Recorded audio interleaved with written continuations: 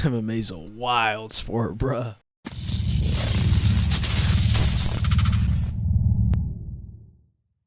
Alright guys, welcome back to another video, man. So, UFC 280, bro.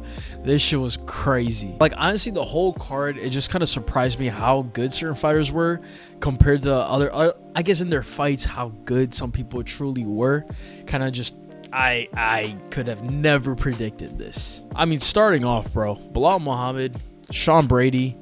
In my prediction, I thought Sean Brady was going to win because he's 50-0. He has all the momentum. But dude, Belal Muhammad came out, shut everything down. Belal is known for being a crazy wrestler. This whole fight was just striking. Khabib was in his corner. Belal, clearly also underdog. I just want to say that. But Khabib was in his corner. Khabib was telling him, like, hey, you got to do this. You got to go for the knockout. Belal said with his interview with DC that Khabib was the one who told him to like go at it, to pressure him in the second round, get that knockout, which he did. And also while talking to DC, he also said how him just training with all the Dagestani people, how tough they are, how they just train absolutely crazy. It just made him a machine, and it definitely showed. Like, Belal Muhammad now is on a crazy win streak. He has wins over Sean Brady. That Vicente Luque fight was it's still crazy to me how he won that. But yeah, man. Shout out Belal Muhammad. Next, I'm going to skip over this, but go right to Beneil Dariush. I predicted him to win, but honestly, I had no idea he would do it this way, bro. He was doing everything from defending the takedowns perfectly. His striking was amazing. Like, you could tell he was just a veteran in there. Veteran, and then on top of that, just an amazing fighter, bro. I'm about to get to this in a second, but 100% want to see Beneil Dariush versus Charles Oliveira. I think that is the fight to make in the lightweight division, especially if Islam's about to go fight Volk. Gonna get to that in a second as well. But Beneil versus Charles Oliveira, 100% the fight to make. All right, so now we are at Petr Yan, Sean O'Malley. First of all, positives. The fight was amazing. Like, the fight was truly so lit. I mean, the whole time, 1 second I thought Sean would get the knockout. Literally just like a minute after, I was like, oh, Jan's about to knock this dude out. Like, it was so back and forth. It was so perfect. I mean, it was great. The fight as a whole, amazing. But now when we get to the actual decision, they gave the split decision to Sugar Sean O'Malley. My personal opinion, hell no. Like, bro, just look at this. Petr Yan had 6 takedowns. Like, Sean just attempted one, great, but like 6 takedowns, and then when you look at the total number of strikes, Yan still has more. Like, you could probably scroll down to significant strikes and say that Sean has more of those, but during the course of the fight, there's no way I saw Petr Yan losing. I wouldn't give him a 3-0. I think Sean definitely took a round. Off top, can't really remember which round I gave to him, but Yan definitely won 2 of the 3 rounds. I think the first round Sean kind of won, and then second and third were definitely Jan's. Like, granted, he got knocked down, or he got hit with like really hard punches.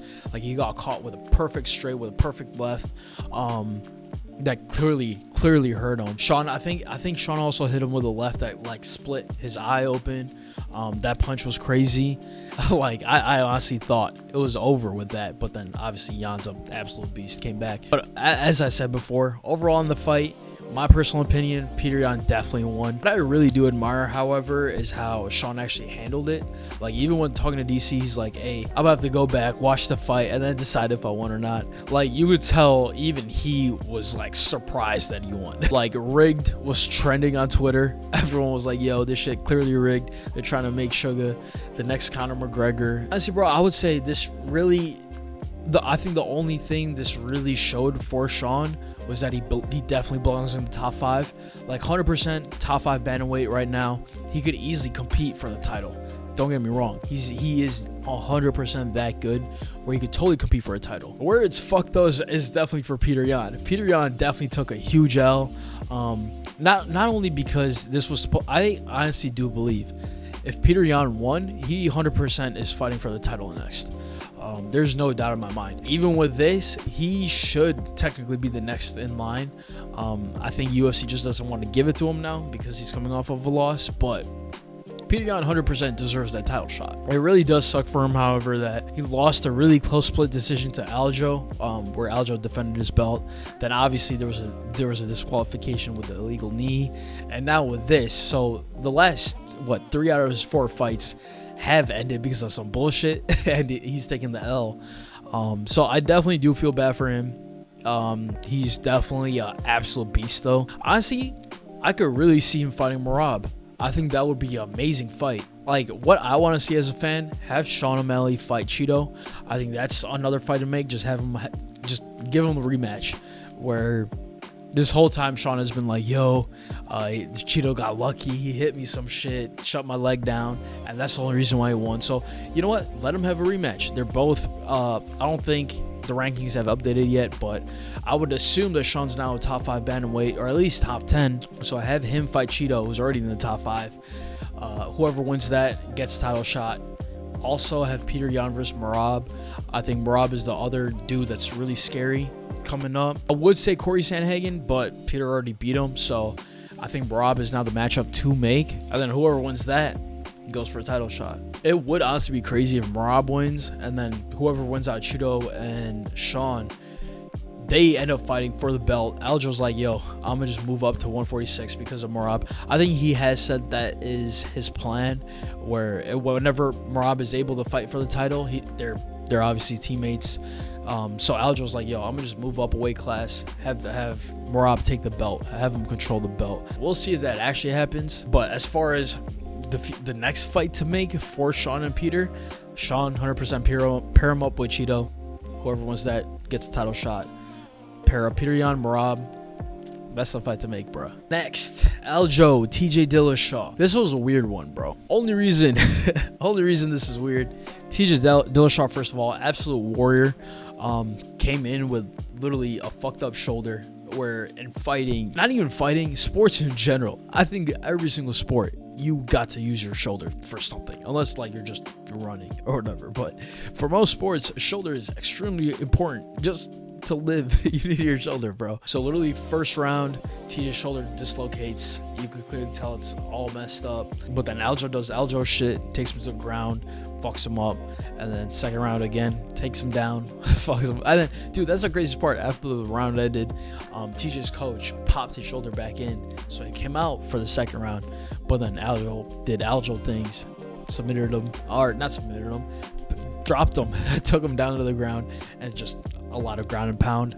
Got the knockout. What really does suck for Aljo is that now everyone's gonna be making up excuse of like, yo, you only beat another guy who was injured. You only beat him because he was injured. Come up with a bunch of excuses, but like, honestly, man, Aljo is a beast.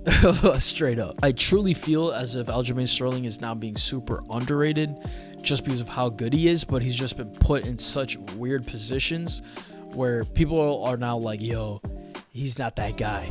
But in reality, Aljamain Sterling 100% deserves the belt. Like, dude's an absolute monster. Like, if he gets a hold of you, if he gets you down, you're not getting up. Like, TJ, granted, he didn't have an arm, couldn't get up, but like, dude, even Peter Yan couldn't get up. Also, if you look at Aljamain's track record of the guys he's fought, basically everyone is top 5. Everyone's ranked. Like, dude's an absolute beast. It really does suck that people are kind of demeaning how good he is. Bro, Aljamain's a fucking beast, bro. Put respect on this man's name. Also, bro, just look at how crazy shape this dude was in. This is him on the scale. This dude's in incredible shape, bro. Like, it's fucked how good shape he's in. And then, like, if you go look at him, like, actually during the fight. So, like, right here, after he's, like, rehydrated and shit. Bro, just look at how amazing shape this dude's in. Like, he walks around at 170, 160, cuts all the way down to 135. Like, that's a different level of dedication that this man puts into his craft. And you have to respect it, bro. I don't know why he gets all the hate. All the hate he gets, he definitely doesn't deserve it. The dude's definitely a champ. That being said, now, who do you pair up TJ with? Who do you pair up Aljo with? I feel like for Aljo, he's got to wait. I think he's got to wait for the winner of Sean or Cheeto. Whoever wins out of Cheeto, Sean, Even Peter Yan I'll throw into the mix. Everyone's been talking about Henry Cejudo. That's the trickiest part of that is I don't know how real or even how realistic that is, because no one really knows if he's actually making a comeback, if he's actually gonna be back. Yo, Henry Cejudo versus Aljamain Sterling would be an amazing fight. I would love to watch that as a fan, but I don't know if that's actually ever gonna happen. So for that alone, I think Aljo just gotta wait now. We just wait and see. For TJ, bro, TJ versus Peter Yan, a healthy TJ Dillashaw versus Peter Yan would be a lit fucking fight. So if they decide to do that, I'm here. Bro, bantamweight is so stacked that you pair up anyone in the top 10, top 5, all killers, all amazing fights. Bantamweight 100% the best weight class currently in the UFC. Like, look at this. Oh wait, Sean's actually ranked number 1 now? This is fucking wild. I think they would give him the number 1 offer it, but hey, cool, number 1. But yeah, so I mean, just look at the killers. Just look at all of the killers here, bro. You got Sean, Peter Yan, Merab, Marlon Vera, Cheeto, TJ Dillashaw, Corey Sandhagen, Rob Font. Granted, he's old, still a killer. Dominic Cruz, old, still a killer. Pedro Munoz, kind of old, still a killer. Like, bro, all these people, crazy. Adrian Yanez is ranked 14. He's coming up. Song Yadong just lost to Corey Sandhagen, but he looked amazing. Frankie Edgar's about to retire, so we have that. But like, literally the top 10, top 8, bro, top 6. All these dudes are absolutely crazy. So matchup, you literally match any of these dudes up with anyone.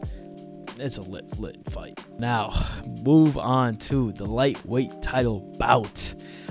Charles Oliveira, Islammakhachev.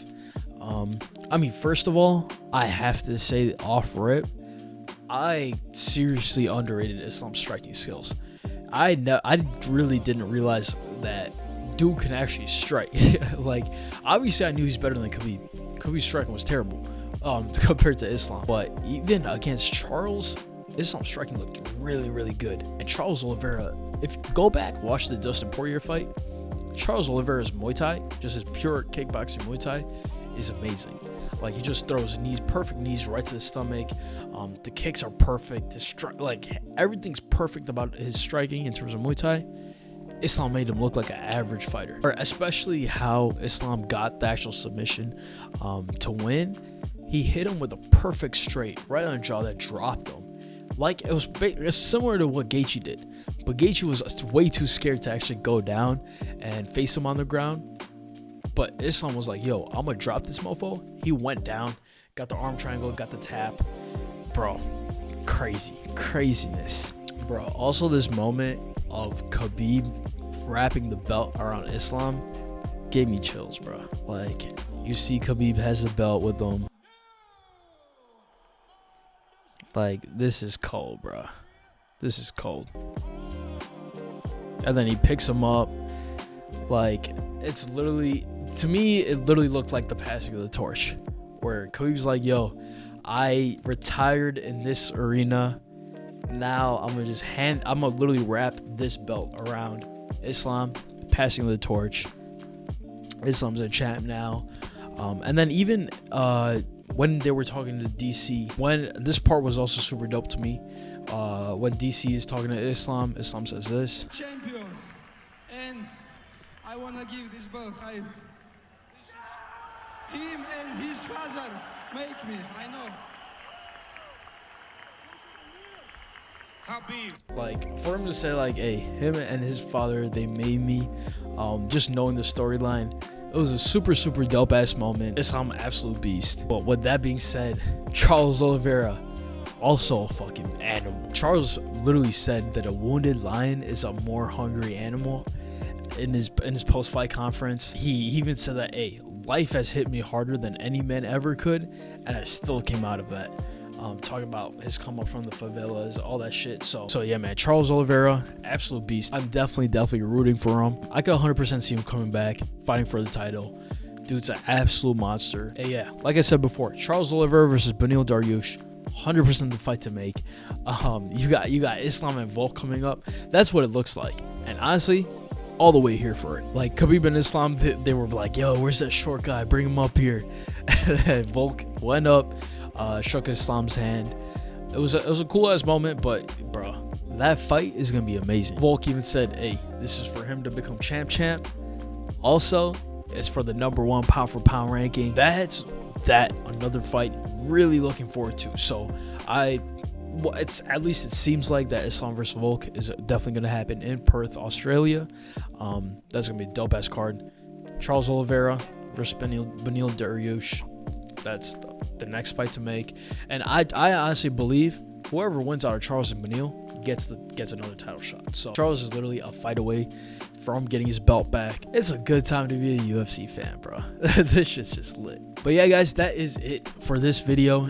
Just covering UFC 280. A lot of dope stuff happened. A lot of dope stuff is coming up. UFC is always exciting, bro. So with that, be sure to check out all the links in the bio. At least it's something I do. And yeah, man. With that, I'm out of here. Peace.